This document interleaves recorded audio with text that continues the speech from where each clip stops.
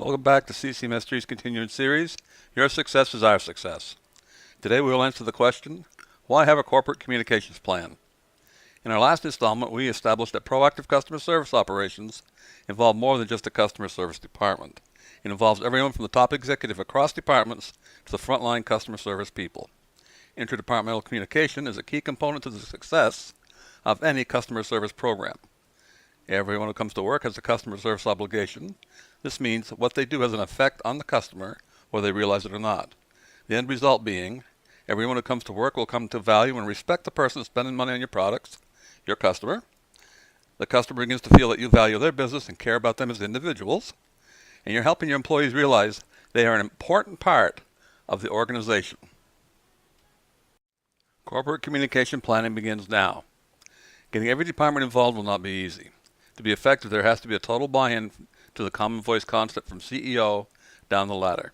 In this installment, we'll discuss the following in context: defining customer speak, defining common voice, defining voice of the customer. We're going to answer the question, why do we need a common voice when discussing internal business? We're going to get to know the customer through profiling. Then we're going to establish what can my department do for this customer list, detailing which items will they love, which items will they give them pause, and which items will kill the relationship. Let's discuss the importance of organizational communications from the CEO to the customer. As always, we will lay a common framework for this discussion by defining two key terms that will be used: voice of the customer programs and common voice communications protocol. According to Wikipedia, voice of the customer is a term used in business and information technology to describe the in-depth process of capturing a customer's expectations, preferences, and aversions. In other words, the process of conducting focus groups and customer surveys to identify what consumers are expecting, desiring, and are going to need in the future. A new term bundled around old marketing concepts. Most marketing departments already have a system for surveying, interviewing, or holding consumer focus groups. They've been living the voice of the customer, not just talking about it. The Common Voice Communications Protocol is a very dynamic communications framework that guides how an organization talks about its customer base, internally as well as how it communicates with its customers. Common Voice absorbs data collected by the voice of the customer programs to provide context and relevancy to the internal and external customer communications. It keeps the organization focused and centered on their customer. Customer speak is oriented in business discussions toward the customer. Corporate decisions can have an immediate or delayed effect on the customers. These need to be discussed and evaluated on a continual basis. Once implemented, customer speak is easy to follow and becomes a routine part of the daily business. I get asked, why do we need a common voice when discussing internal business? Any work-related discussions must make reference to the customer, right? Wrong. Outside of the marketing department, most work-related topics hardly mention the customer. If you did a quick survey of your entire workforce, asking them to describe your typical customer, are you confident there would be a consensus? Would the majority of your staff be able to articulate any personal or demographic data about the typical customer? Is the purchaser male or female? Is the purchaser the end user of the products? What do you call them? Feeling uncomfortable yet? Now ask your staff this question. Describe how your job impacts our customers. How confident are you in their answers you'll get?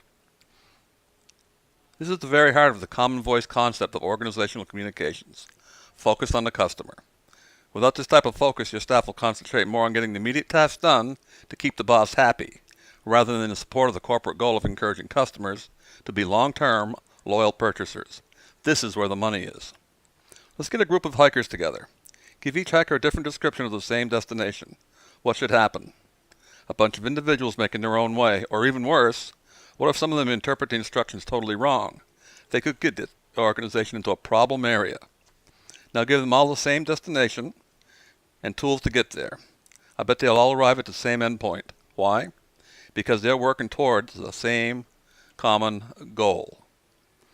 Knowledge shared leads to organizational success.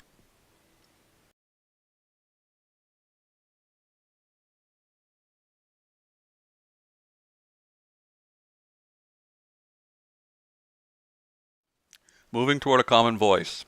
The first step, profile your typical customer. Really get to know them. You should have all the core data available in your house file or CRM databases that will allow you to build a great customer profile. These steps should be done concurrently to shorten the development time of your profile or profiles. The customer profiles, yes, you could have more than one, should tell you gender, age span, activity levels, marital status, etc. How can you have more than one customer profile? This is owing to multi-generational customers. One profile might fit the older customer and the other a younger customer. They may be related or they may not be. Remember, CCMS3 experts can assist in building your customer profile. The second step is each employee documents how their daily tasks support the organization's goal of keeping the customer as a loyal purchaser. The third step is to combine all departmental lists and descriptions with the profile, providing a contextual document that outlines how the corporate communications will be handled. For instance, the IT department wants to upgrade a significant portion of the web servers. The justification will contain how this upgrade will affect the customer. In the fourth step, each department reviews its list with the goal of rewriting the descriptions to incorporate the new profile as necessary. The fifth step is to develop the customer profile into a presentation that can be given to the entire workforce in small group settings. Small group presentations are more personal and employees will feel empowered and more willing to give you additional feedback to refine the profile into a final product. Coming soon, Common Voice. Common Voice definition, a customer-centric approach to doing business that focuses on the customer. Businesses that successfully employ Common Voice ensure the customer is at the center of the business's philosophy, operations, or ideas. Your organization has a focus with a common voice. Success through customer-centric communications. If you'd like more information on this presentation or other presentations, please contact us. You can reach us at www.ccms3.com, or you can contact Stephen Reagan directly at sragan@ccms3.com by email, or by phone at 941-921-4467. Your success is our success.